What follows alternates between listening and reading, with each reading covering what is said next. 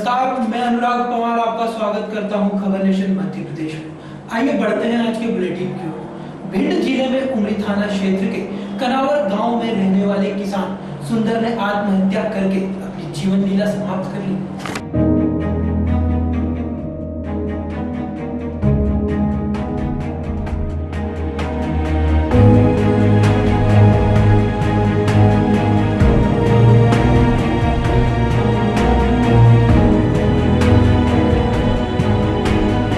भारत एक कृषि प्रधान देश है। यहाँ की ज्यादातर जनसंख्या कृषि पर ही निर्भर है। किसान के पास कृषि के अलावा कमाई का और कोई जरिया नहीं होता। साल भर वह मेहनत करता है और जब उसकी मेहनत पर पानी फिर जाए तो फिर एक गरीब किसान पर क्या बीतती, इसका अंदाजा तो शायद उसी को होगा जिसका नुकसान हुआ है। ऐसा ही कुछ हुआ है इस बार भिंड जिले के किसानों के साथ। किसानों के किए कराए पर मार्च में हुई 2 बार बारिश ने पानी फेर दिया है। ऐसे में सबसे ज्यादा परेशानी उन गरीब किसानों को होती है जिनके पास खुद की जमीन नहीं होती, अगर होती भी है तो बहुत कम।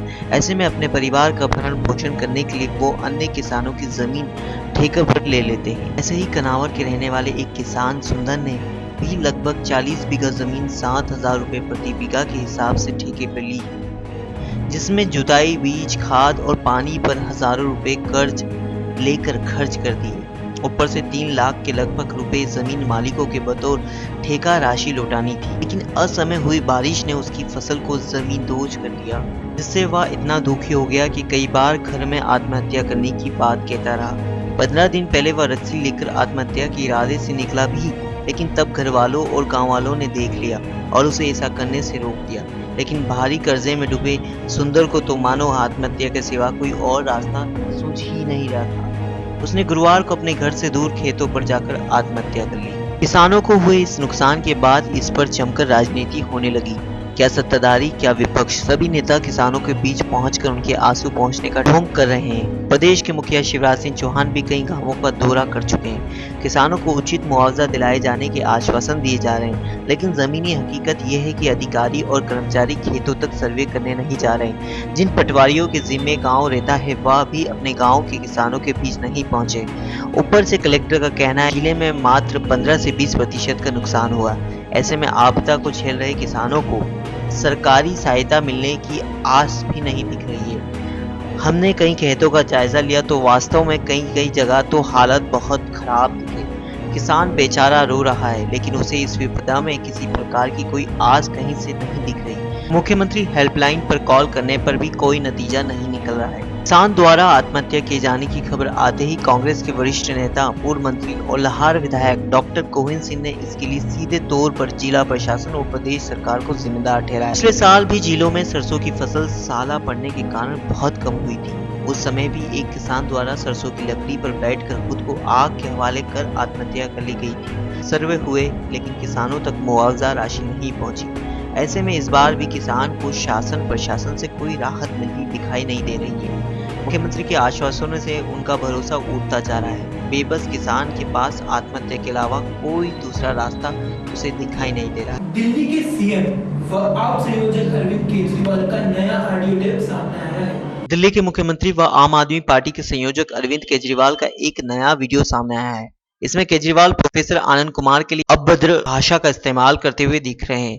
केजरीवाल आम आदमी पार्टी के एक कार्यकर्ता उमेश सिंह से ये कहते दिख रहे हैं कि मैं लड़ाई झगड़े के लिए नहीं आया हूँ, जरूरत पड़ी तो मैं आम आदमी पार्टी से अलग होकर नई पार्टी बना लूंगा। केजरीवाल इस वीडियो में ये भी कह रहे हैं कि मैं अपने 67 विधायकों को लेकर अलग हो जाऊंगा। ऑडियो स्ट्रिंग में केजरीवाल ये भी कह रहे हैं कि इन लोगों ने हमें दिल्ली में हराने में कोई कसर नहीं छोड़ी। उन्होंने कहा कि हम में क्षमता कम हो सकती है, पर हम दिल के काले लोग नहीं हैं।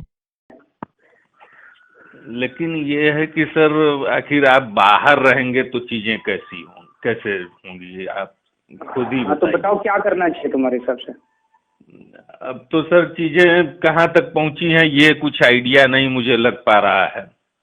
लेकिन ये है कि मैं एक चीज बस जानता हूँ कि आप में वो कैपेबिलिटी है। मैं देख रहा था कि आप नेक्स्ट बड़ा काम कर सकते हो, और ये भी देख रहा था कि उसमें कुछ लोगों की महती भूमिका आपके साथ हो सकती है। वो योगेंद्र प्रशांत आनंद, सारे लोगों की, और सब लोग आपको नेता मानते हैं, इसमें भी मैंने कभी कोई दो राय नहीं पाया। दूसरी टीम मैं ये मानता हूं कि उन लोगों के कंपैरिजन में उतनी इफिशिएंट तो नहीं दिख रही है। अब ये है कि आप और लीडर का मतलब होता है कि वो विभिन्न धारा के लोगों को एक साथ खींच के आकर्षित करके अपने साथ लेके चल दे।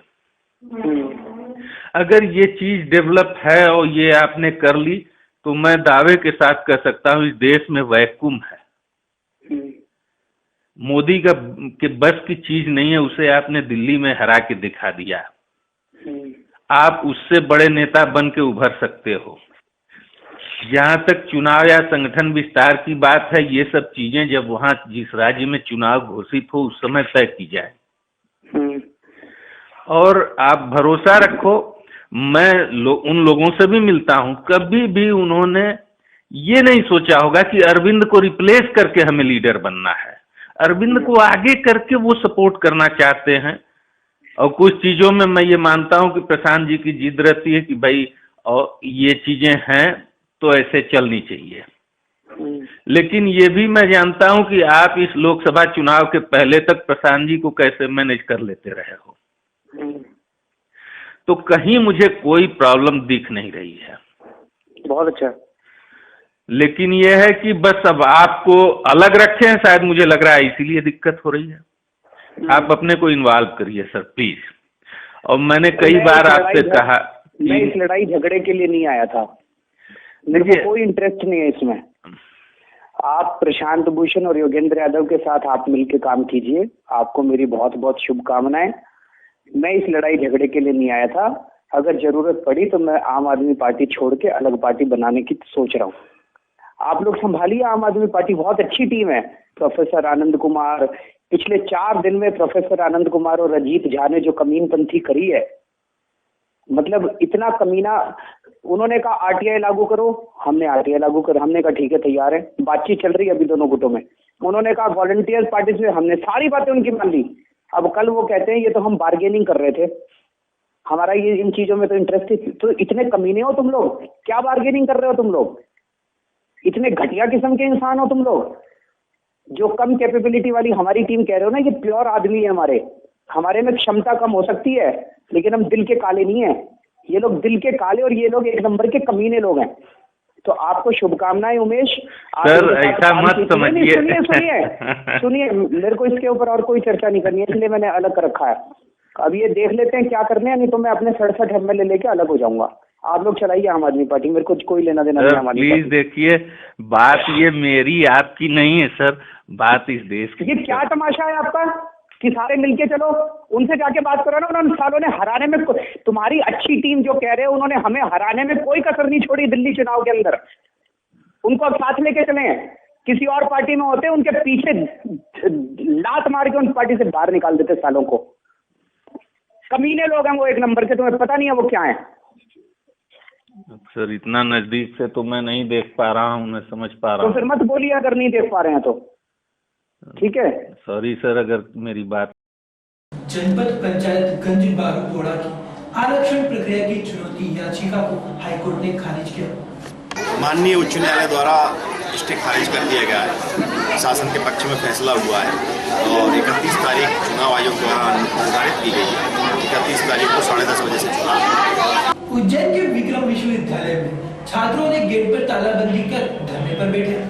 उज्जैन का विक्रम विश्वविद्यालय आज राजनीति का अखाड़ा बन गया है।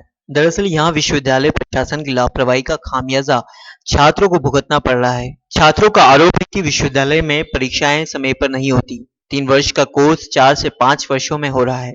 वहीं परिणाम भी परीक्षा के 3 से 4 माह बीतने के बाद तक भी नहीं आते। छात्रों ने आरोप लगाया है कि परीक्षा की कॉपियां भी ठीक से जांची नहीं जाती। इसका ही परिणाम है कि पूर्ण मूल्यांकन का फॉर्म भरने पर 70% विद्यार्थियों के नंबर बढ़ जाते हैं। छात्रों ने अपनी मांगों के संबंध में कुलपति को ज्ञापन भी सौंपा और जल्द से जल्द समस्या का हल करने की बात कही। हालांकि छात्रों ने इस दौरान विश्वविद्यालय प्रशासन के खिलाफ नारेबाजी भी की।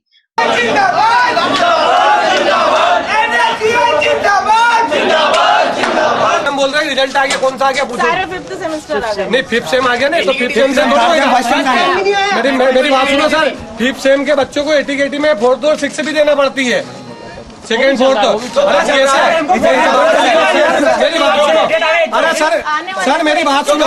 अगर विश्वविद्यालय LLB की परीक्षा फर्स्ट सेम की परीक्षा करवा लेता है 4 महीने पहले और आपसे 4 महीने बाद सेकंड और फोर्थ की करवाता है तो एटी का बच्चा तो यूं मर जाएगा।